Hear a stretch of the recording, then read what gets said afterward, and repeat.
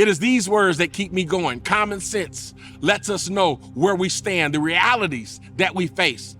It is only when we are honest with ourselves that we can make true and meaningful progress. Why then do so many Americans ignore common sense when it comes to treating blacks as equals?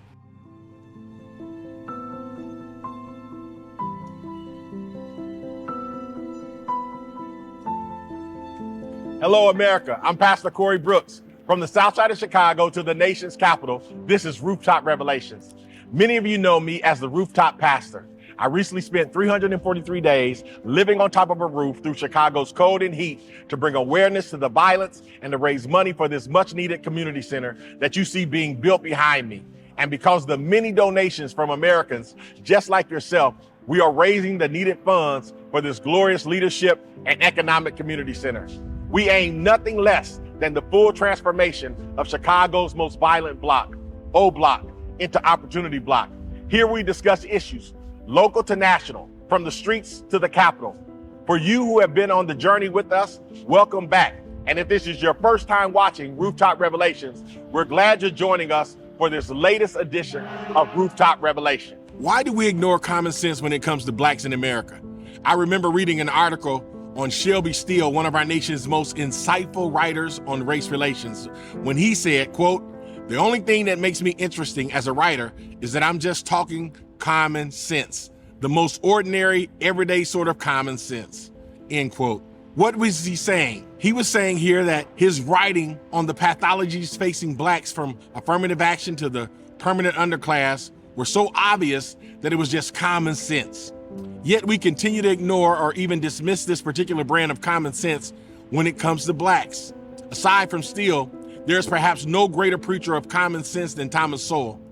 I preach and work on the south side of Chicago, and sometimes I feel like I'm alone or some sort of Scythian figure locked in a vicious cycle that moves nowhere. But when I read Sowell, the feelings of negativity go away.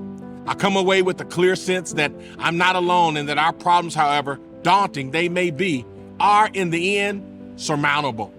Most of all, the common sense of Sowell gives us no excuse but to act.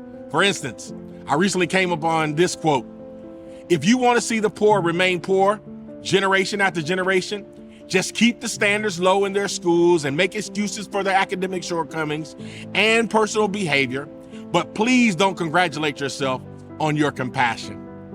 The public school down from my church has kids in single digits reading and doing math on grade level. This is a problem all over America. The common sense here is that we fire the administrations and teachers for their betrayal of their mission to educate our future.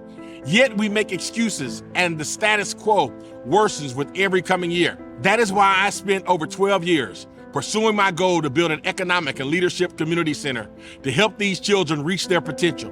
Common sense leads to common sense solutions. Sowell mentions compassion in the above quote, and the question here is, why do we keep being compassionate when it leads to failure? Consider this Sowell quote: "What the welfare system and other kinds of government programs are doing is paying people to fail. Insofar as they fail, they receive the money. Insofar as they succeed, even to a moderate extent, the money is taken away," end quote. How is this compassion? Where is the common sense in setting up policies and attitude that perpetuate the failure of a people coming out of one of the worst oppressions known to man? This brings me to another Sowell quote: "Since wealth is the only thing that can cure poverty, you might think that the left would be obsessed with the creation of wealth as they are with the redistribution of wealth. But you would be wrong." I love this particular quote because it reminds me of why my work in my community is so vital. My goal is nothing less than the creation of pathways to opportunity for my youth. The common sense here is that we must develop talent in order to create wealth. Whether that's creating a forklift driver that can provide for his family or creating the next music sensation. After all, as Shelby Steele wrote, opportunity follows struggle. It follows effort. It follows hard work. It doesn't come before. It is these words that keep me going. Common sense lets us know where we stand, the realities that we face.